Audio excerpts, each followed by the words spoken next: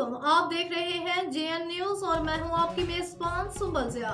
Bulletin का बाकायदा आगाज करते हैं और शामिल करते हैं अब तक की अहम तरीन खबरें। रुकन कौमी असम्बली सदफ एहसान ने OGDCL ऑयल कंपनी के डायरेक्टर वली मोहम्मद अफरीदी के हमरा यूनिवर्सिटी ऑफ लकी मरवत का दौरा किया, जहां पर यूनिवर्सिटी के तमाम स्पोर्ट्स ग्राउंड समेत दीगर शोबाजात का विजिट किया। इस मौके पर रजिस्ट्रार महद जहांगीर, कंट्रोलर इम्तहानात Mir Ahmed Khan, project director Mohammad Shoaib Sabel, treasurer Bilal Afridi और deputy director sports madam Rukhsana Yaqoob समेत दीगर भी मौजूद थे।